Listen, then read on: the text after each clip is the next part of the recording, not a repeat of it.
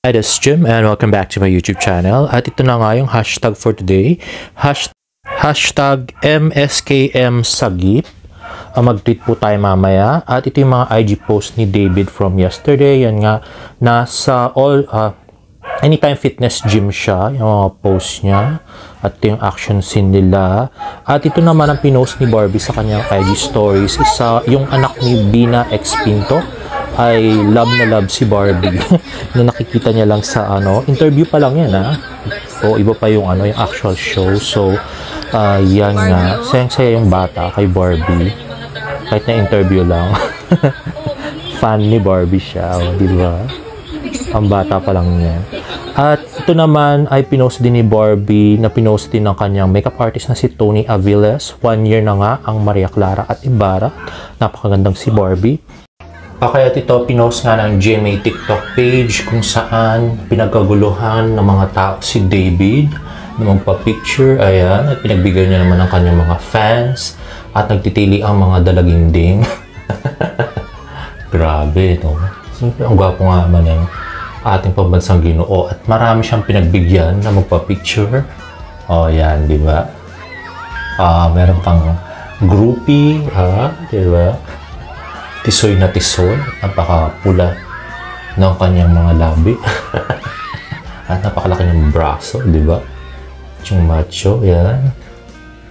At yan, inulit-ulit pa.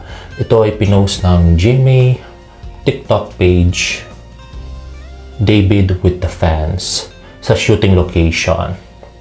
Talagang siya yung pinaka-star ngayon na pinakakaguluhan. At ito nga yung interview na pinapanood ng bata, yung sa 24 oras, yung pinaka-challenging daw na eksena ni Barbie at yung kanyang tribute kay megastar Miss Sharon Cuneta. Okay, so panoorin natin. Yan. Okay. At yun na nga. Okay, oo. Siyempre naman, nakangiti kami todo dyan. Ilang beses ka inulit yan eh. Oh, pinakamahirap. O siyempre, pag hindi mo talaga alam, mahirapan ka tapos nagkukunwari ka lang, di ba? So, pero kaya David chicken na chicken yan. Ayan.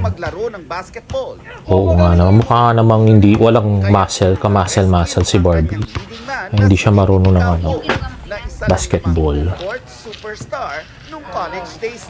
Court superstar nga si shooter yung si David nung college days niya. Sabi ko talaga, ibig sabihin nun, siguro sa akin, kasi hindi ko alam. Naramdaman ko naman yung guidance ni David, kasi nakikita niya na medyo may guidance. Siyempre, pambansang Ginoo nga yan. Mako-consider ko na parang unforgettable scenes. Oo, unforgettable scenes. Isa sa mga that was the only time sasama sa slum ni Barbie. Laging maingat daw sila sa pag-shoot ng eksena. Ayan. Lalo't busy kala ng sports na ito. Kaya ramdam daw ni Barbie ang extra care ng pambansang Ginoo. Shoot. We all know how physical basketball is, di ba? In my case, na nagpapanggap lang naman akong lalaki, but in reality, babae ako. So, syempre, tapos alit-lit pa ni Barang, no? Sensitivity issues tayo dyan sa part na yan. So, medyo nahirapan si David. Dahil gentleman siya, diba? So, si David nahirapan talaga. Medyo challenging siya for the both of us. Kahit na magaling siya mag-basketball. Siyempre, na-challenge siya kasi gusto rin niya akong maalalayan dun. Oo naman. Dahil nga sa angking kapogian ni At ito naman. pati si Betty played by actually, hindi ako masyadong fan, no? Fake Dino. Ganyan ang spark na hatid ng hindi dalawa ako, sa isang TikTok joke. Fate of Cam. Ko, parang ayoko. Anyway, Fate, pa rin ako? Carding Dino pa rin ako. Gay beauty contest. Yan, gay beauty contest. Oo, diba? Sari si Barbie pala yung sasali sa gay beauty contest nila.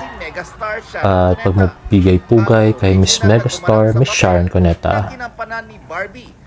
Hindi ko masyado napanood yung pelikula na sumali nga si Sharon sa gay beauty contest. Pero, yan, digna. Ang original disguise persona. Digna nga naman yung disguise ni Miss Sharon Cuneta. Ang tagal na kasi nun. Yeah, so hindi ko man pinanood sa YouTube, guys. Sorry. Corporate namin si Digna dun sa show. Oo. Kaya, Abangan namin Parang yan. may parang preview. So after siguro, after ito, nung Nelson Canlas, sa pagsugod nila dun sa OPEX ni Frank. At ito naman ang promo sa Gabor. Ayan, win up to 10,000 pesos. Ito, mechanics. Check out any of the 6 favorite products at gabor.ph. So, kahit alin dyan, at get a chance to win the 10,000 pesos. So, promo ng Gabor yan with David Licauco. At ito naman pinost ni David sa kanyang IG story kahapon. So, Mega Man Magazine, we turn our fashion-focused lens towards the male celebrities that we think deserve their moment at the Fashion Week spotlight. Check out the line of Filipino actors we want to see to make their mark on the high-profile fashion gatherings. From Alden Richards, yung una, Donnie Pangilinan, Jericho Rosales, David Licauco, and Miguel Tan Felix. At ito naman, ang mga nakita ko sa TikTok, na mga video, ayan nga, o side view ni David, at yan. Nag-smile. Di ba? Gwapong-gwapo. At ito namang next ay ang pagdaan na maging sino ka man kas sa iskinitang yan. Ayan si Barbie at si David.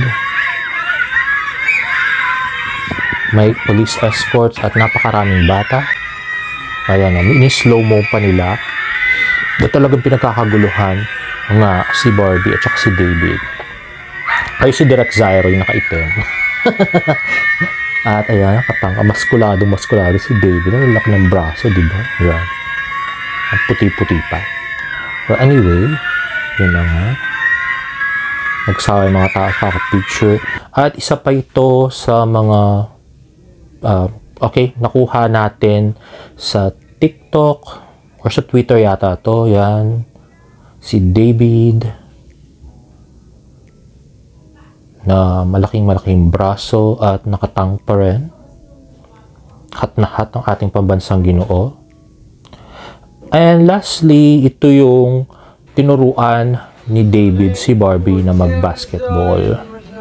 So, ang nakikita nga ng mga kasama ko dyan, ang dinidikit daw ni David kay Barbie ay yung kanyang leg sa kanyang puwet. Char. Siyempre, alam mo yung lato-lato niya, idikit niya, no? Char. So, maganda na rin yan, pandepensa. Para hindi masyadong hindi masyado yung contact nila, close contact nila sa isa't isa. Yan na yung, di ba? Ganun, pero parang sweet na sweet. At ito naman, mga picture to na nilabas, yung nga inakbayan ni David si Barbie. Tapos yung picture ni Digna, at ito naman basketball scene. And there you have it. If you like this video, please give it a thumbs up. And please subscribe to my YouTube channel for more about the updates. See you on my next vlog. Bye!